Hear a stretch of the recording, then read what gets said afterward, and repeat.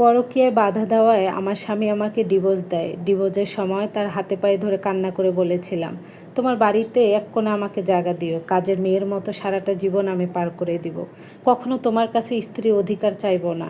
তবু সে আমাকে ডিভোর্স দিতে ছাড়েনি। তাকে বলেছিলাম, এই ডিভোর্স নামক খাতায় আমি সই করতে পারবো না, তোমার কাছে আমার কোনো অধিকারই চাই না, তবু আমাকে ডিভোর্স দিও না।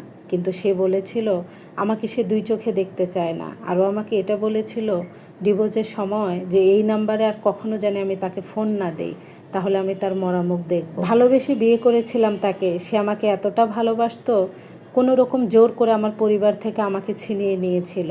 আমার পরিবার তার সঙ্গে বিয়ে দিতে আমার রাজি হয়নি। সে আমাকে একতরফা ভালোবাসতো, তবে আমি তাকে ভালোবাসতাম না। ফ্যামিলি থেকে আমাদের বিয়েটা হয়। বিয়ের 6 মাস পর থেকে সে এক এক দিন এক এক নারীর সঙ্গে সম্পর্ক জড়াতো। এমন কি হতো, নারীদেরকে নিয়ে সে বেডে পর্যন্ত যেত। এটা আমি জানতাম, তবে খুব একটা প্রতিবাদ করতে পারতাম না। কিছু বললে আমার স্বামীর থেকে আমার শাশুড়ি ওভার রিয়াক্ট করতো। আমার শাশুড়ি এই পরকীয়াকে সমর্থন করতো। আমার স্বামীর সঙ্গে যদি কথা কাটাকাটি করতাম, তাহলে আমার শাশুড়ি বলতো ছেলে মানুষ এগুলো করে। ছেলেকে শাসন করা বাদ দিয়ে আমার শাশুড়ি এটাকে আরও সমর্থন করত। দিনের পর দিন আমার স্বামীর পরকীয়া আরও বেড়েই চলেছিল। এক এক দিন এক এক মেয়ের সঙ্গে সে পরকীয়া করত। এতদিন সে চুপি চুপি করত, কিন্তু সেই দিন রাত্রে তার প্রেমিকাকে বাসায় নিয়ে আসে সরাসরি। আমি এটা সরাসরি বাধা দেওয়ার কারণে আমার স্বামী আমাকে লাথি দিয়ে আমার গর্ভের সন্তানকে নষ্ট করে ফেলে। 3 দিন ব্যথায় কাতরানোর পর আমাকে হসপিটাল নিয়ে যায়। আমার গর্ভের সন্তানকে আমি বাঁচাতে পারিনি। 3 বছর ধরে এভাবে আমি তার হাতে নির্যাতিত হচ্ছিলাম। তবুও ধৈর্য ধরে তার সংসার করতেছিলাম, হয়তোবা ঠিক হয়ে যাবে। কিন্তু না, আমি আর তাকে পারিনি। হসপিটাল থেকে আমার বাবার বাড়িতে আমি চলে যাই। আমাকে ডিভোর্স লেটার পাঠিয়ে দেয়। ডিভোর্সের সময় তাকে অনেক আকুতি মিনতি করেছি, হয়তোবা সে ঠিক হয়ে যাবে ধৈর্য ধরে থাকলে। কিন্তু না, সে আমার সঙ্গে আর সংসারই করতে চায় না। অনেক আকুতি করার পরও তার সঙ্গে আর আমার সংসারটা টেকেনি। আমাকে ডিভোর্স দিয়ে দেয়। আমার ডিভোর্সের পর সে পরকীয়ার প্রেমিকার সঙ্গেই তার বিয়ে হয়। আমি ভেবেছিলাম হয়তোবা সে সুখে শান্তিতে আছে। আর এইদিকে আমার বাবার বাড়িতে আমি ছিলাম বোঝা হয়ে। 1 বছর পর আমার স্বামীর SMS আসে রাত্রে, হঠাৎ করে। ঘুমের ঘরে SMS-টা পড়তেছিলাম, আয়শা, তোমার সঙ্গে আমি অনেক অন্যায় করেছি, পারলে তুমি আমাকে মাফ করে দিও। আমার মার কথায় তোমাকে ভুল বুঝে তোমাকে আমি ডিভোর্স দিয়েছি। অন্য নারীর প্রেমে আমি এতটাই মগ্ন ছিলাম যে তোমার ভালোবাসা আমি বুঝতে পারিনি। তুমি আমার জীবন থেকে চলে যাওয়ার পর 1 মিনিটের জন্য আমি শান্তি ফিল করিনি।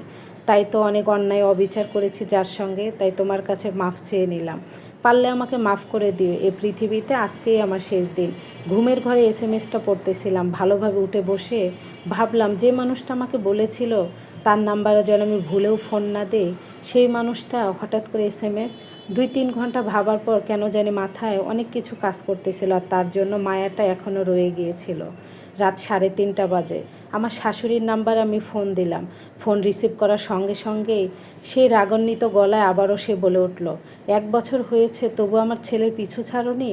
তার কথা উত্তর না দিয়ে বললাম, আপনার ছেলে কোথায়? বলে, কেন? আমার ছেলে তার বউ নিয়ে অনেক ভালো আছে তার ঘরে। তাকে বললাম, আপনার ছেলের কাছে যান। সে আবারও বলল, আমার ছেলের জীবনটা আবারও নষ্ট করে দিতে চাও? আমি তাকে বললাম, আমার এগুলো বাদ দিয়ে আপনার ছেলের কাছে যান সময় থাকতে।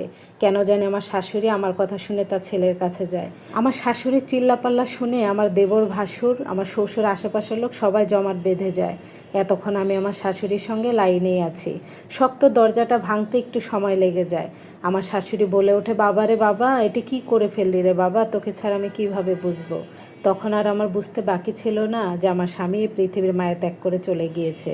সকাল হওয়ার আগেই তার বাড়িতে যে আমি পৌঁছে যাই। বাড়ি ভর্তি লোক, পুলিশে ভরা। আমার চোখের সামনে দিয়ে আমার স্বামী নিথর দেহটা নিয়ে গেল। কিছুতেই মানতে পারছিলাম না যে প্রিয় মানুষকে আমি ভালোবেসে বিয়ে করেছিলাম তার এইভাবে চলে যাওয়া। কেন হলো তার সঙ্গে এমন? আমি তো তাকে ভালোবেসে বিয়ে করেছিলাম, সুখে সংসার করতে চেয়েছিলাম। বুঝলাম আমি তাকে সুখ দিতে পারিনি, কিন্তু আমাকে ছেড়ে সে তো নতুন করে সংসার করেছিল। কেন হলো এমন তার সঙ্গে? এটা একটা আপুর লাইফ হিস্টোরি। একটা কথা বলে, কেউ কাউকে অন্যায়ভাবে ঠকালে সে কখনোই জিততে পারে না।